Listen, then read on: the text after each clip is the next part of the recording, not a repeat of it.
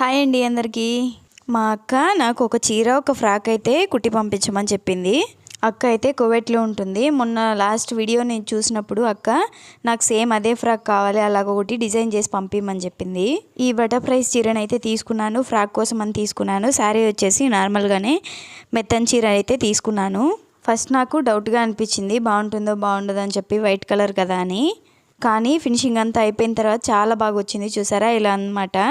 ఒకరైతే నాకు కామెంట్ పెట్టారు, ఎంత తీసుకోవాలక్క, మీరు ఎంత తీసుకుంటున్నారు, మేము కూడా కుడుతున్నాము అని. ఒక్కో డిజైన్ ఫ్రాక్ ఒక్కొక్కలాగా తీసుకుంటారు కదా. నేనైతే ఇట్లా డబల్ లేయర్ ఫ్రాక్ అయితే నేను 400 అయితే తీసుకుంటున్నానండి.